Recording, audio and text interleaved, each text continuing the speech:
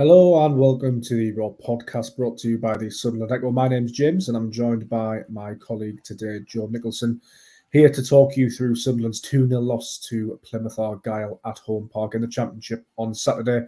Joe, you were down in Plymouth, very disappointing, lots of good attacking plays and patterns, but the same problem seems to dog Sunderland, especially away from home, is that they can't put the ball in the back of the net. What did you make of it?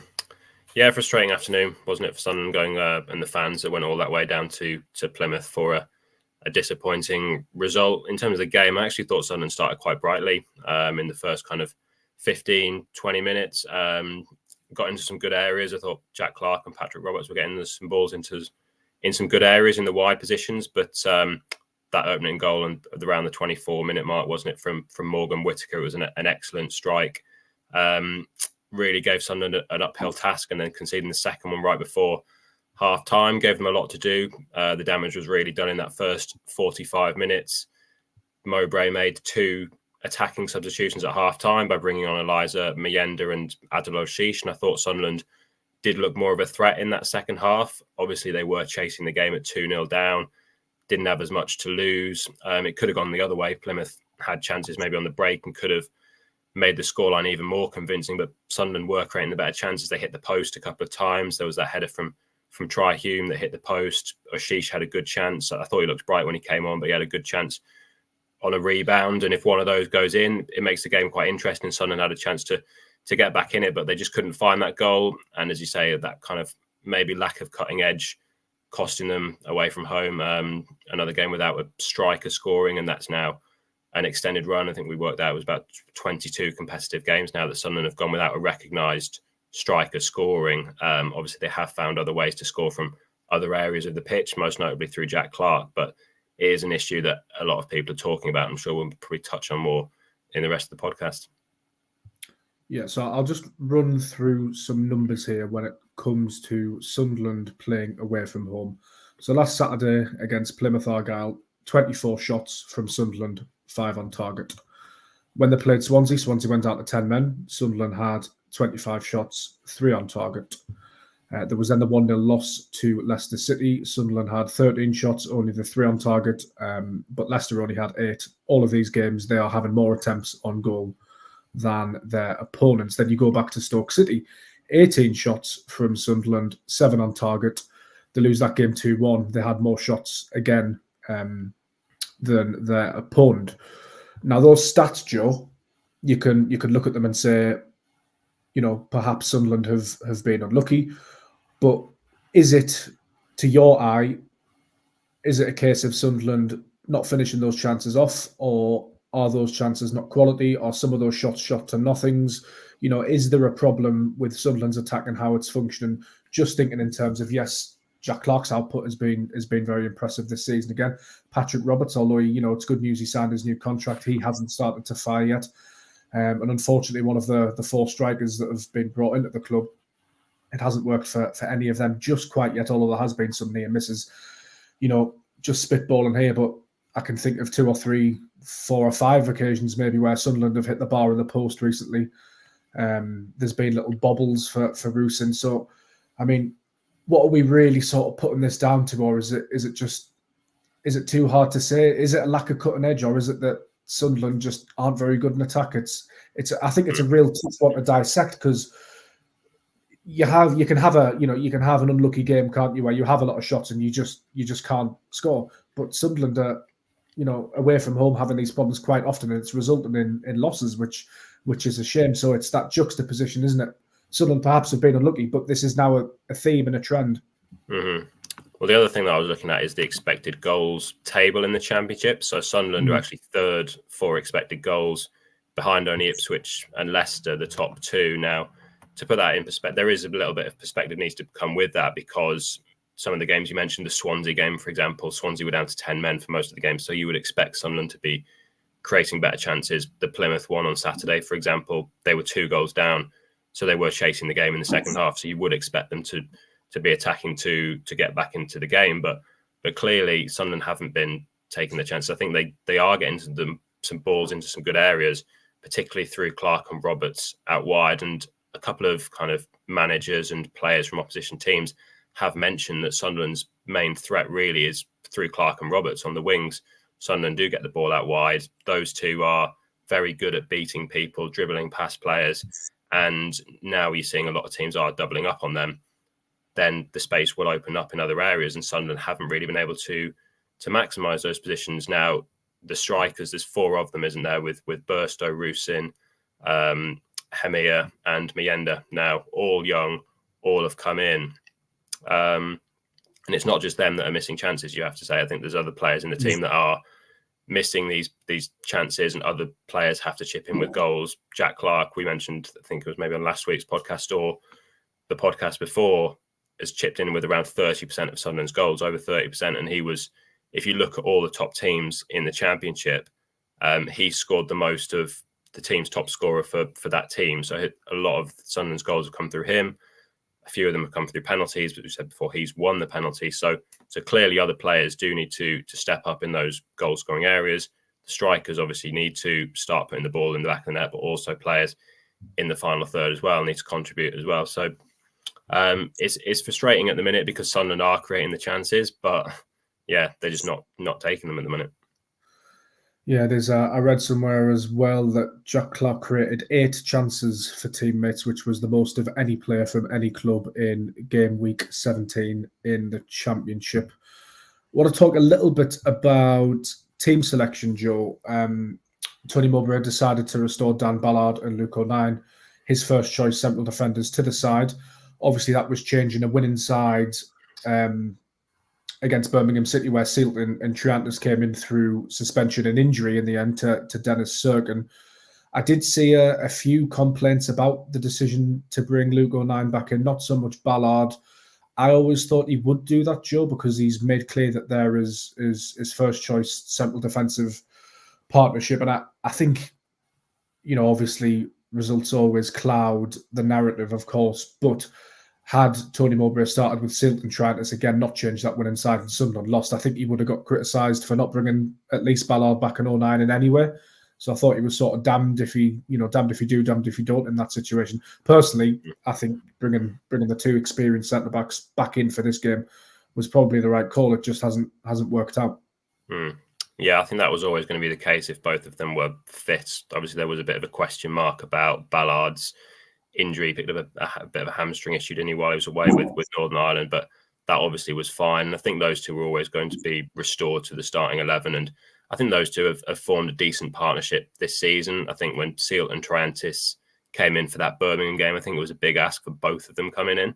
I think ideally Mowbray would have put one in alongside an O'Nien or a Ballard, more of an experienced player, who are also very good leaders on the pitch as well, very good talkers to their teammates. I think particularly O'Nien, I think, has really taken on that captain's role this season with Corey Evans out, still injured, and I think he's really good influence around the dressing room with some of the younger players. Now, you could argue he should have done a lot better for the second goal, shouldn't he, when Finn Azaz cut inside of him. But I think Sealton and Triantis are still very young, still very inexperienced at this level, and it would have been a big call to leave out either O'Nien or Ballard. And I think they were always going to come back into the side because of that experience, because of what they've done in the past. And I thought with Sealton and Triantis that Birmingham game, although Sunderland won the game, I thought the early signs, they did look a bit shaky, understandably so, because they'd come in for the making their first championship starts, and you've got 2 20-year-old centre-backs that are playing in front of 40,000 people, probably the biggest crowd that they've played in front of. And they grew into the game and they contributed to that win. But I still think O'Nien and Ballard are a level above them. And when they're available, Mowbray is going to pick those two as his first choice centre-backs. Yeah, so, I mean, a lot of the noise surrounding this loss on social media, Joe, I'm sure you saw it as well, was people beginning to question Tony Mowbray, which, is completely fine. Natural managers, head coaches at football clubs tend to get questioned for their decisions, for the substitutions, for form, after wins, after losses. That's fine. But I did see it sort of veer into questioning his position as well from some outlets and some people.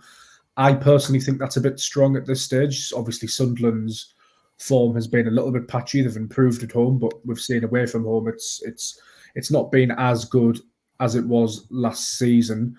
I have seen enough in the performances. For me, I don't think there's any sort of panic stations yet. Sunderland are in 9th after that result. Only 2 points off the playoffs. I think they're still better off than they were this time last season, or maybe level now. I can't remember exactly. Still early days, still haven't hit that busy Christmas period yet. I mean, we won the last 2 on the bounce before the international break. Yes, there's been some extremely frustrating moments this season, but for me, I think fair enough if Sunderland go on and lose the next 2 or 3. I think as a football manager, you only ever 2, 3, 4 bad results on the trot away from being seriously questioned. But it's interesting, isn't it, Joe? Because that talk comes surrounded by the backdrop of Sunderland and Sunderland fans, rightly so, wanting the club to push on, push for the playoffs, push for automatics as well. I think at some point, yes, the league's stronger, but for me, I did find that slightly jarring, actually, that people were questioning Mowbray to the degree of some actually calling for his head as well. I thought that was very, very premature. As I say, if in 3 or 4, 5 games time things aren't right, then absolutely fair enough. And I do understand as well that it was an extremely frustrating result. People have paid a lot of money to go down to Plymouth. It's a long way as well. The away form hasn't been great. But where do you stand on that, and what are your opinions? I think it comes back to kind of perspective. And I spoke to Luke O'Nien after the game, and you look at where Sunderland are, as you said, they're 2 points off the playoffs. A couple of results can easily change the narrative. I think it's way too over the top to be questioning Mowbray's kind of position at this stage, and I don't think many people really realistically are.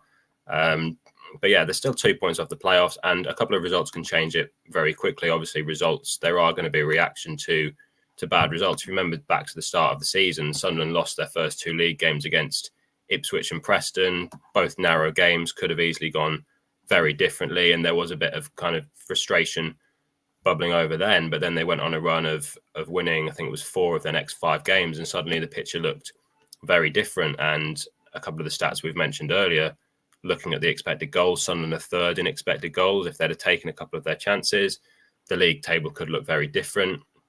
You have got a couple of really strong teams at the top of the Championship this year.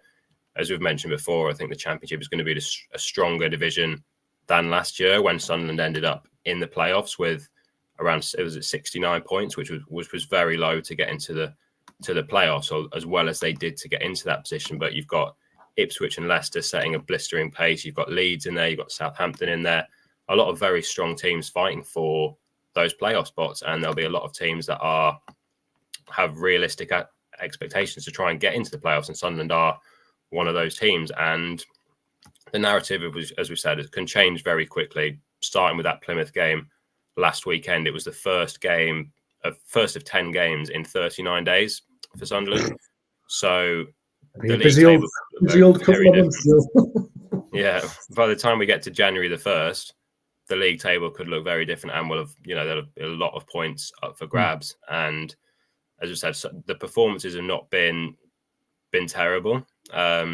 If you look at the performance between both boxes, as we mentioned earlier, Sunderland are kind of outperforming their opponents in terms of expected goals. In the middle of the pitch, things are pretty good, but it's just in both boxes, they've not been kind of able to add that final thing to score that goal or to keep a goal out. It was an excellent strike from Whittaker to open the scoring for Plymouth on Saturday. How many times is an opponent going to do that? Although Sunderland probably should have been aware that he likes to cut inside onto his left foot and shoot.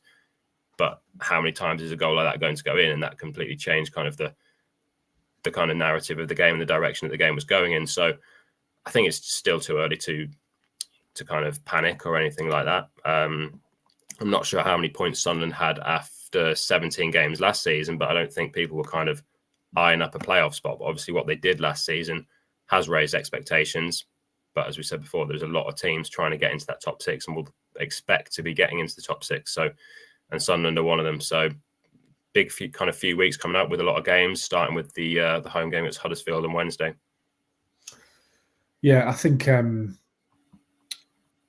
memory, I think we're 3 points ahead of where we were last season, but I need to double check that. But yeah, we're there or thereabouts. It's interesting we're having this sort of, we're talking about Sunderland in terms of XG, expected goals, and I know some of my friends and some people will be listening to this podcast probably tearing their hair out sort of saying that, what does XG matters? You've got to perform on the pitch and whatnot. But there's a reason XG has been so widely adopted by football as an industry. All of the football clubs use it as a barometer, as a measuring stick. It's not a perfect system and a perfect metric. Every metric has its flaws.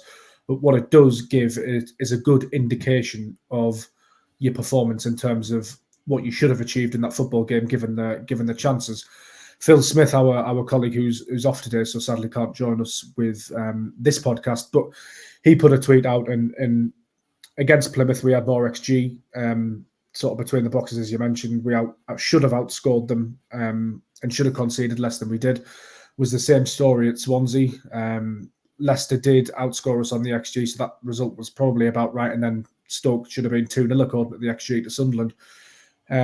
So that is an indication, really, that Sunderland are on the right track, but it is frustrating for fans. Do you think, Joe, that maybe Tony Mowbray has to mix it up a little bit now? I'm not really thinking in terms of the striking situation, because I think Rooson's probably going to need a good run of games. I think the next game would be his fourth start in a row. Is that right? Or his third start? I think he started 4 in a row. So yeah. Is it 4 in a row? Right. Yeah. Okay. So he's still very early on in his Sunderland career. However, that midfield maybe needs a little bit of freshening up. The issue with that is there isn't a great deal in terms of central midfielders, Neil and Ekwa, but maybe Bellingham could come out and Adela Shush could come in. There's Bradley Dack, Alex Pritchard. And I guess that highlights, Joe, that in terms of, a pure centre midfielders like a number 8 like Dan Neil or a PR Ekwa, there isn't a great deal behind that. But Sunderland do have some personnel to sort of tinker with things. I would expect Mowbray to perhaps do something like that soon in the next couple of games. Yeah, there's a couple of changes I think he could make. As you mentioned there in central midfield, as we've mentioned before, Sunderland are quite light in that area, with Neil and Ekwa kind of being the first choice. But if one of them is unavailable or one of them can't play, I still feel a lack of depth there.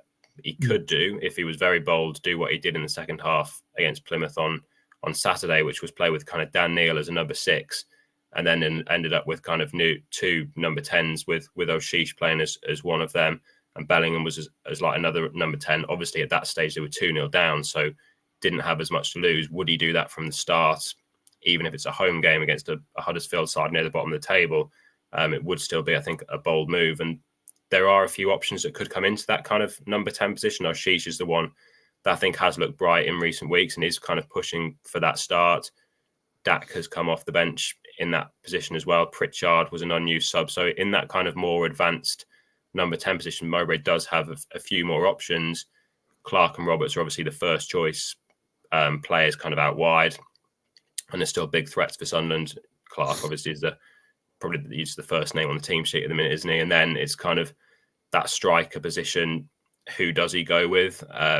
Rooson, I thought, looked bright the Birmingham game before the international break, but I thought on Saturday he did struggle at Plymouth, and he was substituted at half-time.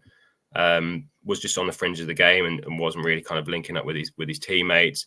As we said before, Clark and Roberts were getting some balls in some good areas of the pitch out wide, but didn't really have anyone to hit in the middle. There was a moment where Bellingham did hit the post with a low shot, and he was kind of breaking forward into the box, but there was kind of a lack of movement up front, particularly in that first half. So does he stick with Rooson, who's, as you said there, has now started Sunderland's last 4 games, or does he bring in a Mayenda who has, I think, in his last 2 appearances off the bench, he has looked exciting. He looks like a player that can create chances for himself as well. I think back to that Birmingham game when he came off the bench and got the ball on the edge of the box, turned and forced a good save from John Ruddy, the Birmingham goalkeeper. So he looks like a player that's very exciting, but is still very raw at just 18 years old. And that's a big responsibility to put him at the top end of the pitch for the next few games and say, you're going to be our guy to score the goals, basically. So there are a few options there. We think Burstow could be back as well. Missed the Plymouth game with a knock, so he's another option. Hamir was on the bench as well. So there are options there for Mowbray up front, but obviously there are pros and cons to all of them. And it'll be interesting to see what he does against Huddersfield. I'd like to see Mayenda in from the start because I think he has made an impact off the bench when he's come on the last 2 games. Yeah, I like Mayenda, I really do, and I would like to see him start at some point. But I don't know, it's just, for me, it's how long can you keep chopping and changing with the strikers? I know we had, Burstow start a flurry of games at the start of the season, and he's dropped out. Rooson's come in a bit later on, and now we're toying with the idea of Mayenda. I guess it underlines the point that Tony Mowbray doesn't really have a championship-ready striker, and he's going to have to do some work to get one of them up to speed. Hopefully it clicks. It's come so close to clicking, annoyingly, for a couple of these players. You mentioned Mayenda had that chance, the Birmingham game. Rooson's hit the post. It's been close a couple of times, but yes, frustrating. Sunderland's next two games, as you mentioned, Joe, Huddersfield and Millwall, two teams that are sort of a little further down the championship than Sunderland. Millwall are 18th with 20 points. Huddersfield are 21st with 16 points. On paper, two winnable games, but they're also now two pretty big games, I think, now, Joe. Yeah, the Huddersfield game particularly, I think it's a game that people will expect Sunderland to win. With Huddersfield, they've got quite a few injuries as well. Huddersfield, just reading this morning, about 9 players out injured or doubts. So a depleted side near the bottom of the table. Sunderland obviously playing at home, where they've actually, it's interesting this season, isn't it? Sunderland's best results have come at home, whereas last season they seem to be away from home. It seems to have flipped a bit more. The last few games at the Stadium of Light, they have kind of convincingly beat teams like Birmingham, Norwich. Before that, there was the Middlesbrough game, but obviously that was the Dan Neil red card, so that kind of changed things. Before that, they beat Watford comfortably at home. So the home performance has been good this season. Obviously on the road, they have had some struggles, which was one of their strengths last season. But I think Sunderland will have more of the ball again, as they tend to often do, particularly at the Stadium of Light.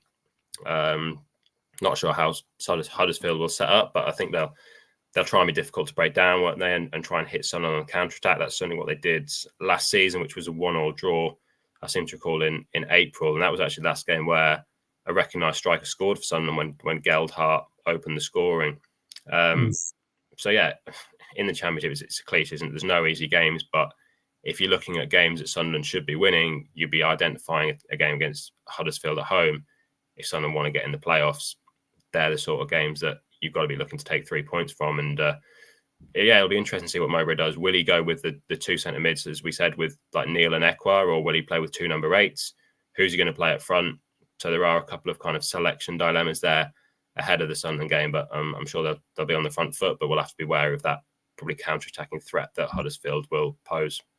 Yes, Huddersfield haven't won in 5, although they did get an equaliser against Southampton at the weekend. So that's always interesting when Sunderland come into these types of fixtures. Joe, just very quickly, will there be a preview Huddersfield Town show or not? Probably not for Huddersfield, but then going into the weekend, we'll try and get one for Millwall on Saturday.